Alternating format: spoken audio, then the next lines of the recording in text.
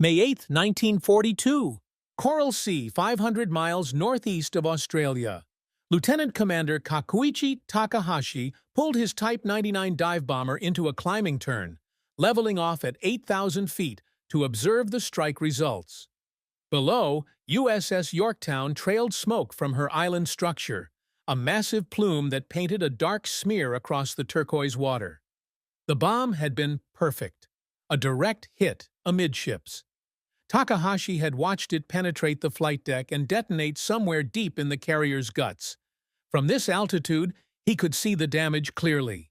Fires burning through holes in the hull. A widening oil slick, the ship listing noticeably to port. "Shokaku, this is strike leader," he radioed. "Direct hit confirmed on Yorktown-class carrier. Heavy fires observed. Target is dead in the water. Estimate speed at 5 knots. Maximum." Through his cockpit glass, he watched American destroyers closing in. Rescue operations clearly. No carrier that damaged could maintain combat operations. The mathematics of naval warfare were unforgiving. A 250-kilogram bomb through 5 decks meant months of repair work, if the ship even made it to port. His wingmen confirmed the assessment. "Zuikaku, this is Nakamura. Yorktown is finished. Listing heavily. Oil slick extends 3 kilometers. Before we continue, click that subscribe button, like this video, and let me know in the comments where you're watching from. It brings me great joy knowing that these war stories and lessons get to people all over the world. Your support helps us bring more thrilling war stories, and trust me, you won't want to miss them. Now, let's get back to the story. May 9, 1942. Combined Fleet Headquarters, Hashirajima Anchorage. Admiral Isoroku Yamamoto read the strike reports with quiet satisfaction. 2 American carriers confirmed destroyed. Lexington, already on the bottom, and Yorktown crippled beyond immediate repair. The intelligence officer, Commander Nakajima, laid out reconnaissance photographs on the briefing table. "Sir, our pilots observed Yorktown proceeding south at greatly reduced speed. Destroyer escort in place. Severe damage confirmed across multiple compartments." Yamamoto studied the images.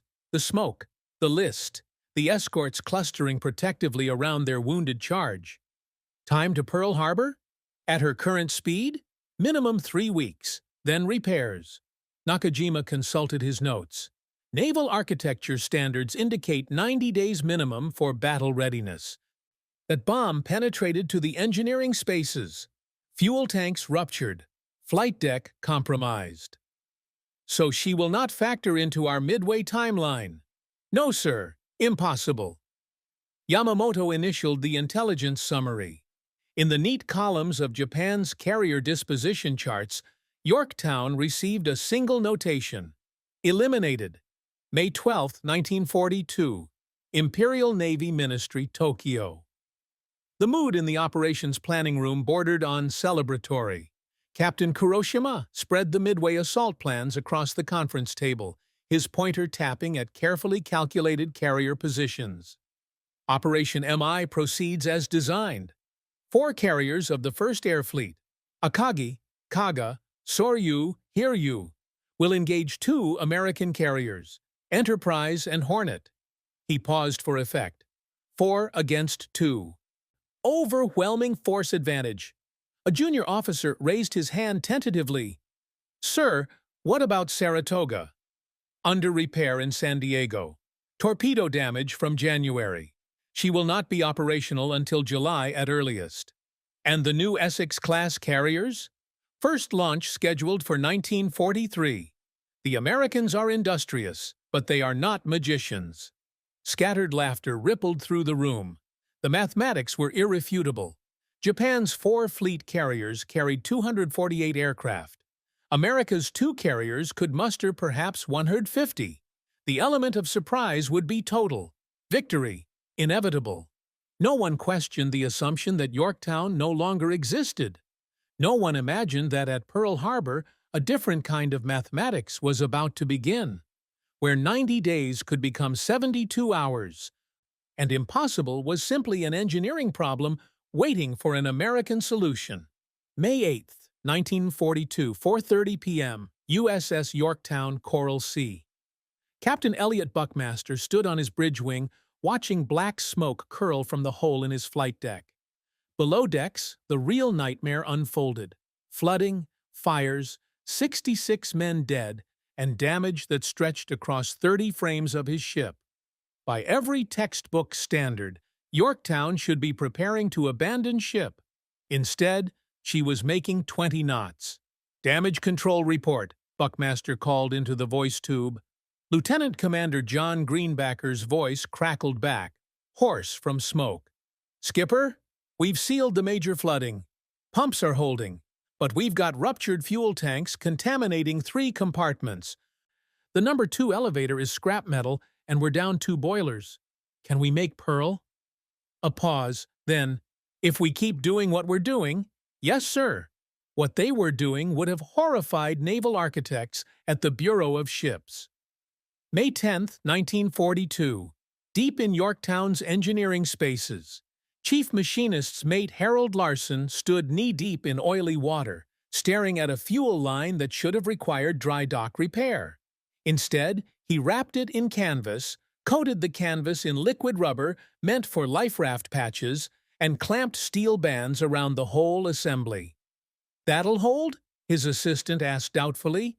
"It'll hold until Pearl. That's all she needs to do." Throughout the ship, Yorktown's crew performed similar miracles of improvisation. Wooden beams from damage control stores became temporary structural supports. Elevator machinery, too damaged to fix, was simply bypassed. The elevator shaft sealed. Aircraft operations shifted to the 2 functioning lifts. Electrical cables were rerouted through passageways never designed for them. Chief Carpenter Boyd Mackenzie welded steel plates over buckled hull sections rather than attempting proper repairs. The welds were ugly, rough, functional. "We're not trying to make her pretty," he told his team. "We're trying to make her move." The philosophy was purely American. Make it work, make it fast. Worry about proper repairs later. May 15, 1942. Kinskpak Headquarters, Pearl Harbor. Admiral Chester Nimitz read the damage assessment cable from Rear Admiral Aubrey Fitch, who had witnessed Yorktown's condition firsthand. "Yorktown, damage extensive. Stop estimate, 90 days. Minimum repair time. Stop. Recommend San Francisco. Navy Yard for complete refit. Stop." Nimitz set down the cable and walked to his wall map. 4 red pins marked Japanese carrier positions converging on Midway. 2 blue pins marked Enterprise and Hornet, already steaming toward intercept positions. Yorktown was the wild card, the 3rd carrier that could shift 4 against 2 odds to something survivable. His intelligence officer, Commander Edwin Layton, entered with fresh decrypts from Station Hypo. "Sir, we've confirmed the attack date, June 4th. 3 weeks away. And Yorktown's ETA at Pearl? May 27th. Then 90 days of repairs puts her operational in late August, long after Midway." Nimitz studied the map, calculating. 90 days was the Navy's standard. Proper procedure, complete structural integrity testing, replacement of all damaged systems. But proper procedure assumed peacetime thinking. Through his window, Nimitz could see the salvage operations still ongoing from December 7th. Battleships that couldn't be raised, now sitting in dry dock. Repairs that couldn't be rushed, completed in record time. The Pacific Fleet had already learned to rewrite the rules. "When Yorktown arrives," Nimitz said quietly, "we'll see what's actually possible." May 27, 1942. 1:00 p.m. Pearl Harbor Naval Base. USS Yorktown entered Pearl Harbor, trailing a 10-mile oil slick visible from Diamond Head. Her approach was announced not by radio, but by the black smear across the blue Pacific and the smell of fuel oil carried on the trade winds. Dock workers lining the pier fell silent as she passed. The bomb damage was worse than the reports suggested. Jagged holes in her hull plating, scorched metal around her island structure, temporary patches that looked like they'd been applied with a blowtorch and a prayer. Captain Claude Gillette, Pearl Harbor's yard superintendent, stood beside his chief hull repair officer, Lieutenant Commander H.J. Finsteg, watching Yorktown maneuver toward dry dock number 1. 90 days, Finsteg said flatly, on a minimum. Gillette nodded. That's what I'll tell the Admiral. May 27, 1942, 2:15 p.m. Dry dock number 1. Admiral Chester Nimitz didn't wait for the dock to drain. While water still swirled around Yorktown's hull, ankle-deep in some places, knee-deep in others, Nimitz waded into dry dock number 1. His khaki uniform darkened with oil-contaminated water. His shoes squelched through patches of leaked fuel. Captain Buckmaster accompanied him, along with Gillette and Finstag, all of them splashing through the draining dock while shipyard workers stared at the spectacle of Cienspak personally inspecting damage. Nimitz stopped beneath the hull, looking up at the bomb damage. The 250-kilogram bomb had punched through the flight deck and exploded deep inside the ship. From below, the destruction was staggering. Ruptured plates, buckled frames, temporary patches that were already weeping oil. "Show me the worst of it," Nimitz said. They led him through Yorktown's lower decks. Flooded compartments. Destroyed electrical systems. The number 2 elevator shaft, now a twisted mass of metal. 3 boiler rooms with damage that had reduced her top speed by 5 knots. Fuel tanks ruptured across 30 frames. In the hangar deck, Nimitz stood in oil-slicked water, surrounded by the smell of burned metal and fuel. Welding burns scarred the bulkheads. Temporary shoring held up sections of deck that should have been replaced entirely. Gillette consulted his clipboard. "Admiral, we estimate—" "Commander Finstag," Nimitz interrupted, turning to the hull repair officer. "How long for proper repairs?" Finstag swallowed. "Sir, following Bureau of Ships standards, 90 days. That's assuming we prioritize Yorktown above all other work. If we're being realistic, it's 3 months minimum." Nimitz nodded slowly. He looked at the damage again, at the buckled plates, the makeshift patches, the evidence of a ship that should be in San Francisco for complete refit. Then he looked at Gillette and Finsteg directly. "We don't have 90 days. We don't have 3 weeks." He paused. "Station Hypo has confirmed the Japanese will attack Midway on June 4th. That's 8 days from now." The silence in the hangar deck was absolute. "Admiral," Gillette began carefully, "we can't possibly—" Nimitz raised a hand. "I'm not asking if it's possible. I'm telling you it's necessary." His voice remained calm, but carried absolute authority. "We need 3 carriers at Midway. Enterprise and Hornet are already steaming toward Point Luck. Yorktown is our 3rd. He turned to Finsteg. "You have 72 hours. She sails May 30th at 0900. Finsteg's face went pale. "Sir, 3 days. 3 days, Commander, make her fight. That's all I'm asking. Not perfection, not pretty. Just make her fight." The water around their feet rippled as the dock continued draining. Somewhere above, a crane was already moving into position. Finsteg straightened. "Yes, sir." Nimitz was already walking toward the ladder, his oil-soaked pants leaving wet footprints.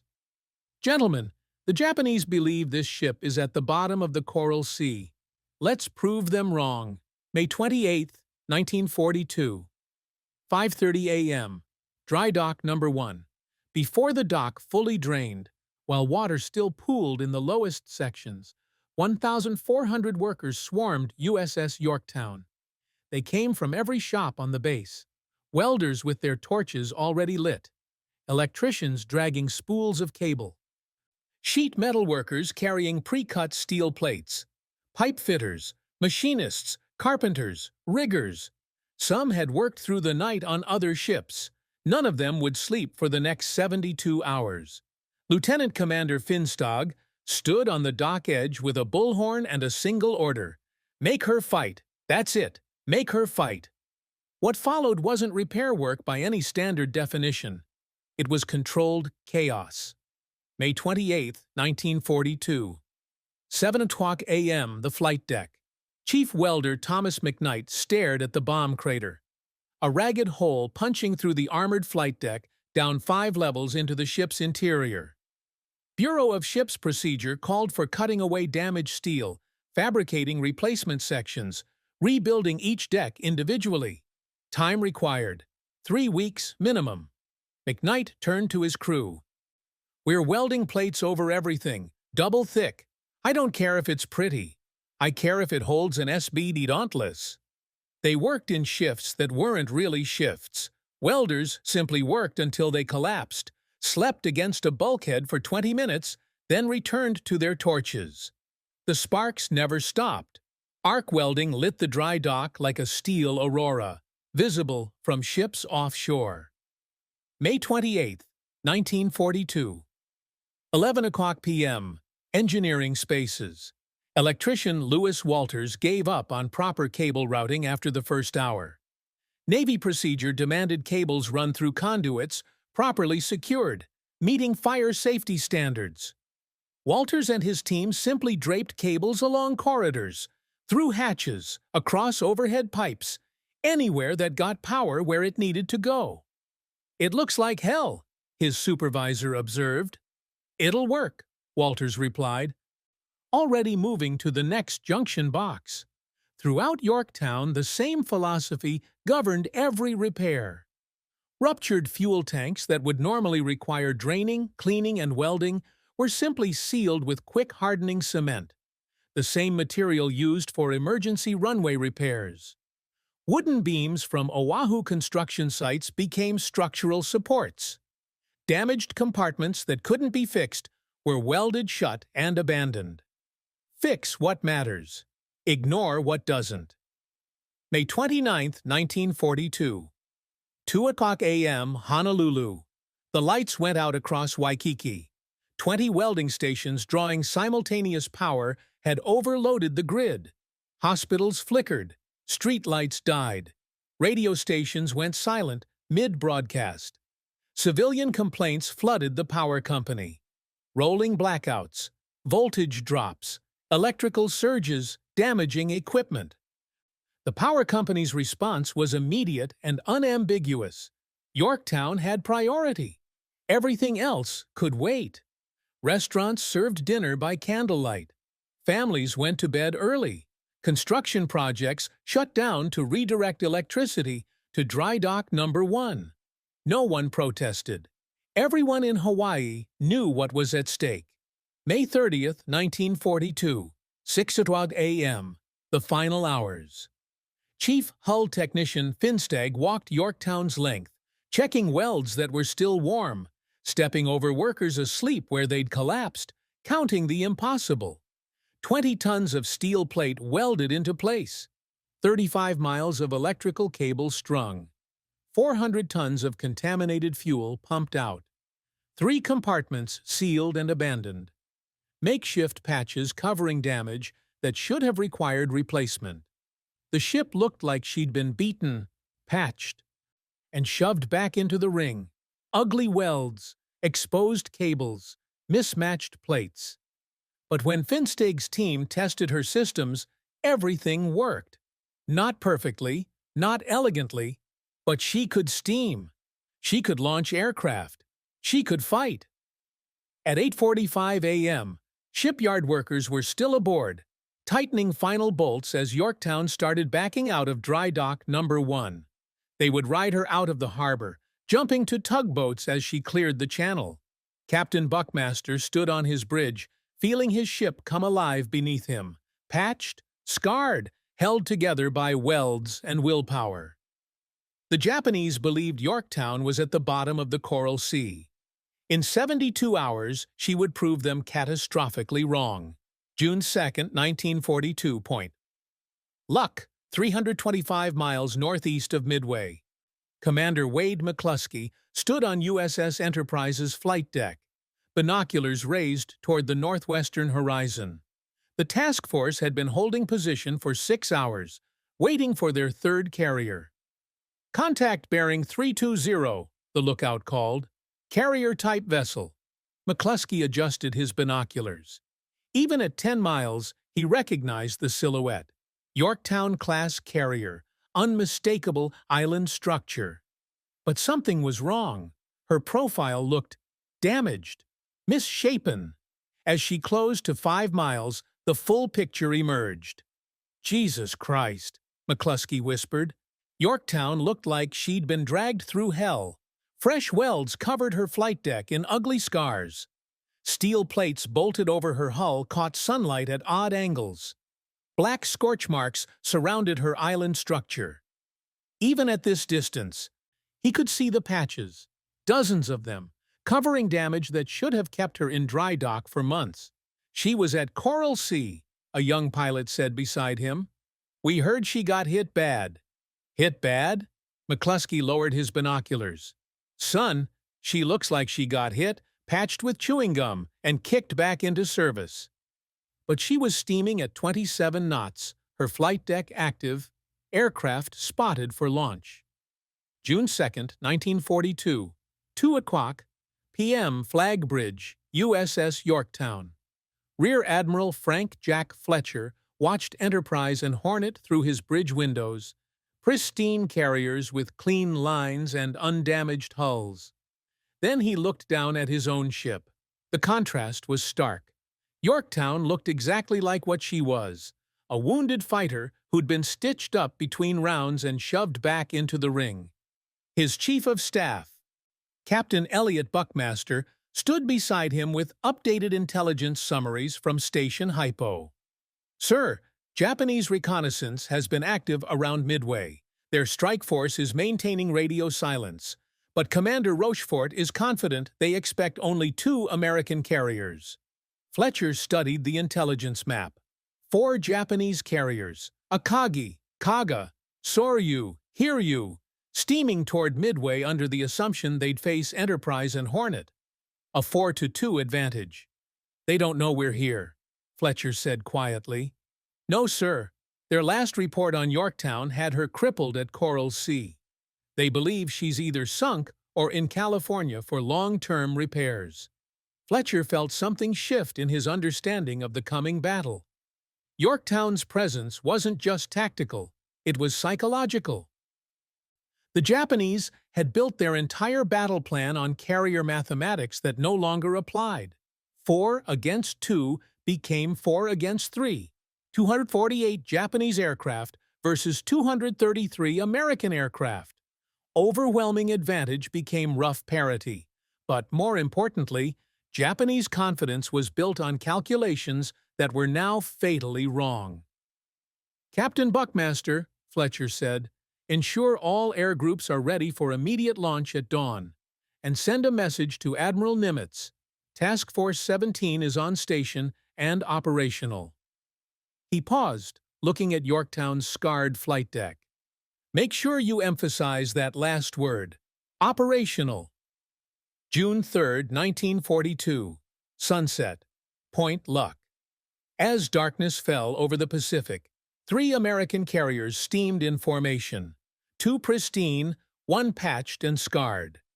Aboard Yorktown, Chief Machinist's mate Harold Larson made his evening rounds through the engineering spaces, checking the improvised repairs that held his ship together. Fuel lines wrapped in canvas and liquid rubber, wooden beams shoring up buckled frames, welds that would make a Naval Academy instructor weep. "Think she'll hold?" a young engineer asked. Larson ran his hand along a steel plate that had been welded over ruptured plating 72 hours earlier. "She held from Pearl to here. She'll hold through tomorrow." "And if she doesn't?" Larson smiled grimly. "Then we'll improvise.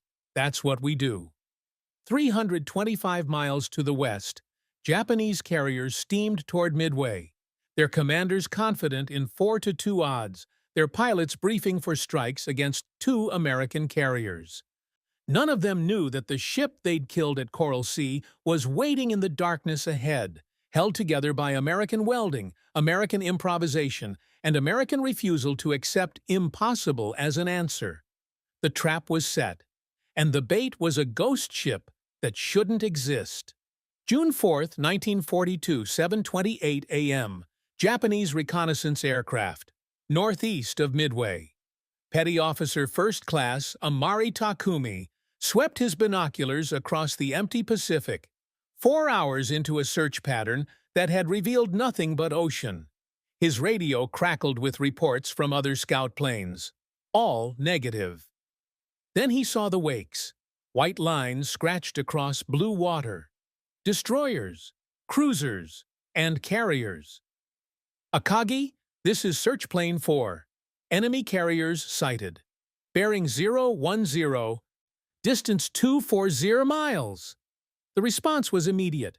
How many carriers? Takumi counted the distinctive flat tops. 2 carriers. Repeat, 2 carriers. Enterprise class. Numerous escorts. He banked for another pass, preparing to shadow the American fleet. But as he came around, something caught his eye. Another wake pattern, another group of escorts, and his breath stopped. Akagi. Correction. I count 3 carriers. Repeat, 3 American carriers. The radio silence that followed lasted 3 eternal seconds. Confirm your count. Confirmed.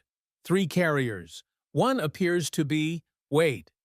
He focused his binoculars on the 3rd carrier's distinctive island structure. Yorktown-class carrier confirmed. Impossible. Yorktown was eliminated at Coral Sea. Sir, I am looking at her right now.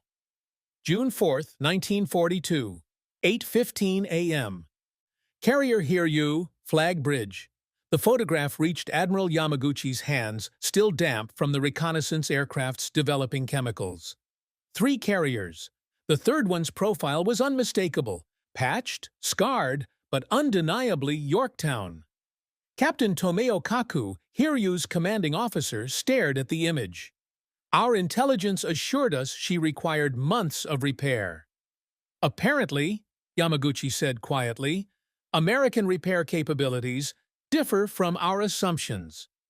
The mathematics rewrote themselves instantly. Not 150 American aircraft, somewhere above 230. The 4-2 advantage had become 4-3, still favorable, but no longer overwhelming. Worse, if their intelligence had been wrong about Yorktown, what else had they miscalculated?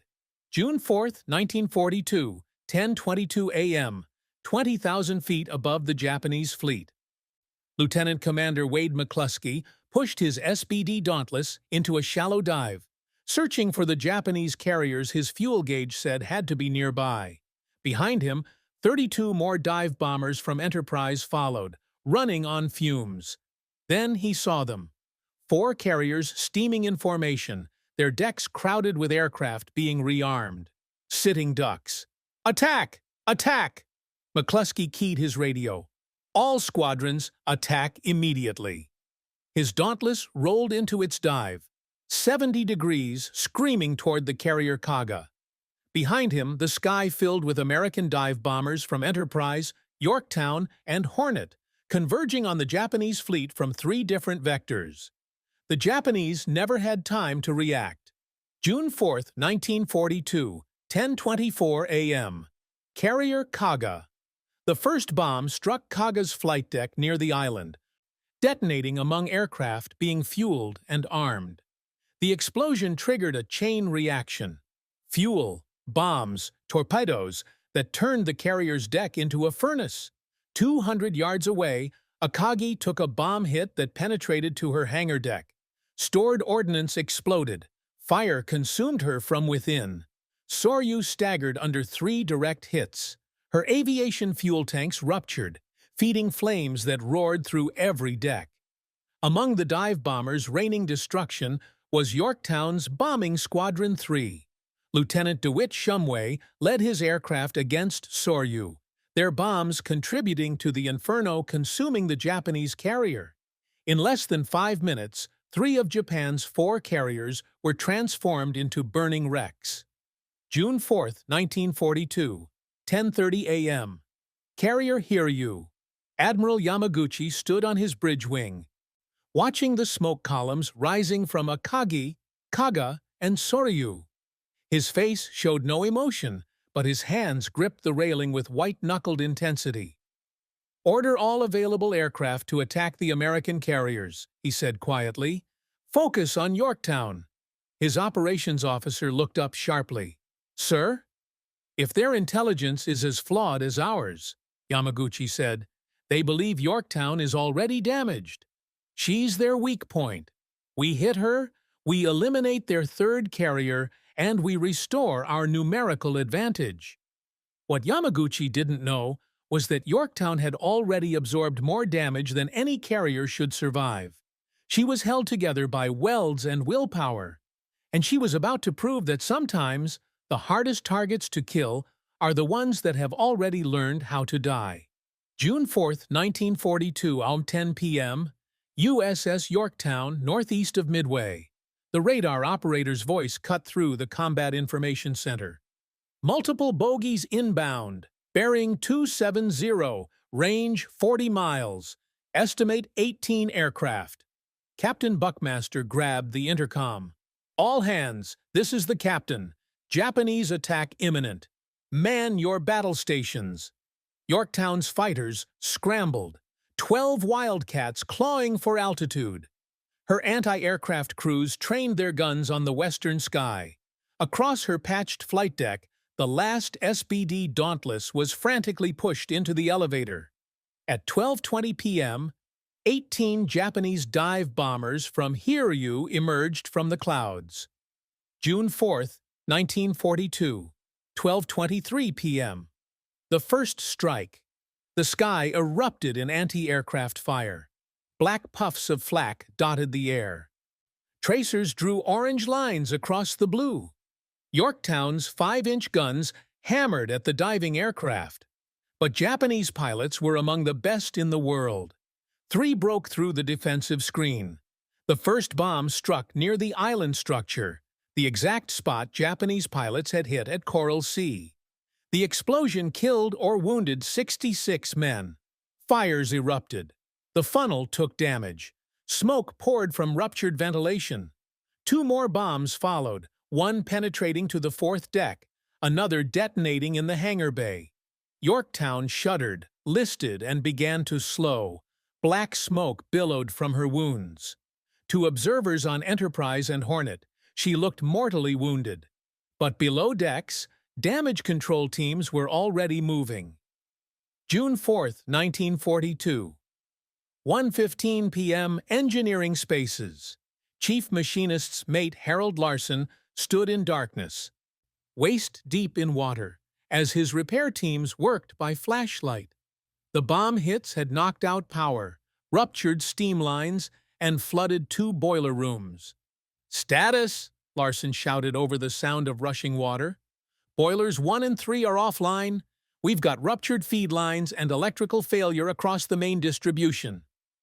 Larson grabbed a damage control chart, his mind racing through the improvised systems that had been jury-rigged at Pearl Harbor. Bypass the main distribution. Route power through the auxiliary lines, the ones we ran during the 72-hour repair. Those cables weren't designed for full load. They'll hold. Just get me power to boilers 4 and 6. For 40 minutes, Yorktown's crew performed another miracle. Electrical cables meant for auxiliary power were forced to carry main distribution loads. Ruptured steam lines were isolated. Flooded compartments sealed. Fires extinguished. At 1:40 p.m., 19 knots. Yorktown's engineering plant came back online. Her screws bit water. Her boilers built pressure. She began making way, slowly, painfully, but moving. On the bridge, Buckmaster felt his ship come alive beneath him. Signal to Admiral Fletcher, Yorktown operational, preparing to recover aircraft. June 4, 1942, 2:30 p.m. Japanese strike aircraft, returning to Hiryu. Lieutenant Hashimoto Toshio reported what he'd seen. 1 American carrier destroyed. Observed heavy smoke. No movement. Listing badly. She's finished. 40 minutes later, Hiryu launched a second strike. 10 torpedo bombers and 6 fighters. Their orders: finish off the remaining American carriers. At 3:30 p.m., they found their target, a carrier steaming at speed. Recovering aircraft, apparently undamaged. "This," the strike leader radioed, "undamaged carrier. Begin attack run." What they didn't realize was that they were attacking Yorktown again. The carrier they'd already sunk 90 minutes earlier had recovered so completely that Japanese pilots mistook her for a fresh target. The torpedo attack was devastating. 2 Type 91 torpedoes struck Yorktown's port side. She listed 17 degrees, lost all power, and finally went dead in the water. But the confusion achieved something critical. June 4, 1942. 4 o'clock p.m. USS Enterprise. Admiral Raymond Spruance watched Yorktown through his binoculars. Listing, smoking, her crew preparing to abandon ship. His operations officer stood beside him with updated strike reports. "Sir, Japanese aircraft concentrated both attacks on Yorktown. They never touched Enterprise or Hornet." Spruance nodded slowly. "They thought they were hitting 2 different carriers." "Yes, sir. Yorktown drew both strikes. Every Japanese aircraft at Midway went after her, which meant Enterprise and Hornet remained operational. Their aircraft rearmed and ready. The Japanese had spent their entire remaining air power on a single target, a target that had already been killed at Coral Sea, patched together in 72 hours, and had now absorbed enough damage to sink 2 normal carriers. Yorktown had become a shield, a decoy, a ghost that kept rising long enough to draw Japanese fury away from the rest of the American fleet. And in doing so, she'd won the battle. June 4, 1942 at 20 p.m. USS Yorktown, abandoned and drifting. Captain Buckmaster gave the order at 3:00 p.m. after the second torpedo attack left Yorktown listing 17 degrees with no power, no steering, and seawater flooding her lower decks. Abandoned ship. The crew went over the side in good order. No panic, no chaos. Destroyers moved in to collect survivors from the oil-slicked water. Men looked back at their ship as they were pulled aboard rescue vessels, watching her settle lower, waiting for her to roll over and sink. She didn't. Yorktown floated through the night, listing but stable, refusing to go down. By morning, salvage teams were already making plans to tow her back to Pearl Harbor. June 5, 1942. Midway aftermath. While Yorktown drifted, the battle reached its conclusion. American dive bombers from Enterprise found Hiryu, the last surviving Japanese carrier, and turned her into a burning wreck. By nightfall, all 4 Japanese carriers were sinking or sunk. Admiral Yamamoto, stunned by the catastrophic losses, ordered a general retreat. The invasion of Midway was cancelled. Japan's carrier striking force, the elite First Air Fleet that had attacked Pearl Harbor, had been destroyed in a single day, and the battle had turned on a carrier the Japanese thought they'd killed at Coral Sea. June 6, 1942, dawn. Salvage operations. Destroyer Hemmen pulled alongside Yorktown's hulk, transferring salvage crews aboard. Chief Machinist's mate Larson was among them. He'd volunteered to return to his ship to try one more time to save her. Throughout the morning, teams worked to stabilize the list, rig towing cables, and pump out flooded compartments. The work was exhausting, dangerous, and ultimately successful. By noon, Yorktown's list had been reduced to 12 degrees. A fleet tug was positioning to begin the tow to Pearl Harbor. "She's going to make it," Larson told the salvage officer. "She's too stubborn to sink." Then at 1:36 p.m., the sea erupted. June 6, 1942. 1:36 p.m. Submarine I-168 attack. Japanese submarine I-168 had stalked Yorktown for 18 hours, waiting for an opening. Commander Tanabe Yahachi had 4 torpedoes remaining. He fired all of them. 3 struck Yorktown on her starboard side, the side that wasn't already listing. The 4th hit destroyer Hammond, breaking her in half. She sank in 4 minutes, taking 80 men with her. Yorktown shuddered from the impacts. New floods cascaded through compartments that had just been pumped dry. The carefully reduced list became a death roll. Salvage crews abandoned ship for the 2nd time in 2 days. This time, there would be no recovery. June 7, 1942, 5:01 a.m. The end. Yorktown finally rolled over at dawn, 36 hours after the first torpedo hit, 3 days after absorbing bomb damage that should have sunk her immediately. She went down slowly, almost reluctantly, her patched flight deck visible until the final moment. Ugly welds, mismatched steel plates, and all the scars of 72 hours of impossible repair work. Survivors aboard rescue destroyers stood at attention as she disappeared beneath the Pacific. 3,000 feet of water swallowing the carrier that had refused to die at Coral Sea. Fought at Midway when she shouldn't have existed, and absorbed attacks meant for 2 other carriers. But Yorktown's strategic value was already complete. 4 Japanese carriers destroyed. The invasion of Midway cancelled. Japan's naval offensive in the Pacific permanently crippled. The turning point of the Pacific War secured. And it had all hinged on a ship that shouldn't have been there, a ghost carrier held together by American welds, American improvisation, and American refusal to accept impossible odds.